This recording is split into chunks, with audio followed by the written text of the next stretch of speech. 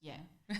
And when you were pregnant with all of your kids, were you training at that time? I was. I trained through all my pregnancies, although it changed towards the later stages. We came across some challenges, such as a sprained lower back. Oh, so really? I had to. Who was that with? Who were you pregnant with then? That was with the lecturer, and I think I did it when I was a little bit overconfident with carrying heavy shopping up quite a few flights of stairs. Yeah. So when I got to the top, then I felt my back go.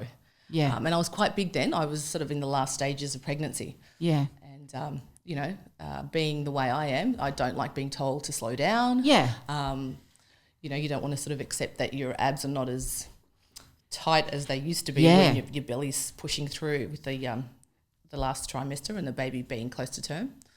So what did that mean for you? Like, were you unable to walk? Like, how badly did you hurt yourself? I ended up limping, actually. I was Did limping. You? Yeah, Nick was my my Carer. walking friend for some time. Yeah. We got there. I had to rest. I just had to rest ultimately, and I changed my training. So that's when I stopped teaching body pump, and I think it was around the 8th month. Yeah, you were telling me because through the pregnancies you were still teaching a lot of your classes. Yeah, I loved it. Actually. Yeah, I that's really awesome. enjoyed it. So the thing is, I had quite a lot of morning sickness. Yeah. Throughout my pregnancies, and I found that the training stopped it for a little while post-training. So it helped me quite a bit. Do you think that was more endorphin related or just because you had to focus on teaching a class and you weren't thinking? Yeah. So when you step on stage, it's not about you anymore. It's about Yeah. all the people in front of you. Yeah. And you're focusing on what they're doing, what's coming next, the choreography, instructing. It was a good distraction then. Absolutely.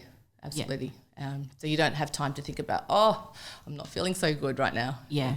So what class did you say that was? That was Body pump. That was the body pump. Yeah. So that's a weights-based class. Yes, so it's essentially a strength, endurance, or conditioning class. So high volume with fairly challenging weights if you want to go there. Yeah, definitely. The good thing is I could adjust my workouts, raising or elevating the bench during the bench press rather than laying flat. I wouldn't do the abdominal exercise at the end, but the members would love it. They knew that I was pregnant and I couldn't do everything with them. We got... So they were easy on you in that sense. They were They easy didn't on expect me. you to do it. But I was still pushing heavier shoulder press load than some of the guys in the class. Yeah, I can imagine. So we were using that as motivation. I was like, come on, guys, you've got a pregnant woman here. So, it was good. Good fun, good memories. So did you get any backlash from being pregnant and teaching? Like, was there anyone that sort of said, hey, you shouldn't be doing that? Yeah, I mean, you get that when you're pregnant. All these experts pop out. Yeah. That was my experience. Everyone always had advice to give. Yeah. What sort of advice would they give? You shouldn't be That training. was unwanted. Yeah, well, people commenting on your physique is the one that you don't need, especially the first time round. Yeah. Because I always competed and stayed close to being in great shape. Yep. Then, pregnancy set in and people had never seen my body change or me putting on a certain amount of weight. So you'd get comments like, oh, it's about time you got fat, Or I remember, You're like, wow. Wow, it's so fantastic. What was another one I got? I walked into a gym one day and a personal trainer that I knew stopped me, a male, in front of his 2 male friends and said to me, wow, what's happened to you? Boys, this girl used to have the best physique before. She's ruined it now. It's all gone. I'm like, no, it's not. I'm just pregnant. But you can understand why so many women have a complex about being pregnant and putting on weight. Yeah, because they're not made to feel very comfortable or confident about it. Yeah, Look, and I was pregnant. I had the big belly. Yeah. Or I had another woman tell me that all the weight's gone to my ass, if I can say that. So you can swear. You can say whatever you like. The first look. That helped for the second and third pregnancies because I didn't care afterwards. But for the first one, when your body's changing so much, you're feeling tired, you're feeling weak. It's out of your control, really. Yeah. So and it knocks you around. It knocks mentally. you around, and then you've got unwanted because people wouldn't walk up to an obese person. Oh, I don't think they would, and say, "Hey, you're so." Obese or comment on their physique in a certain way. But somehow I feel generally a lot of people feel comfortable commenting on fit people. Yep. I think they feel because you look strong certain times throughout your career or life that you're tougher mentally or emotionally and they don't think you can break. Yeah. Yeah. Almost like testing you to see what it will take to break you. Yeah. Without really knowing it or realising it. Yeah, generally speaking. But it was a good experience for me because I learnt a lot. It took me out of my comfort zone, and to see that side, I think helped me a lot. It helps me a lot with training women. Yeah, I bet.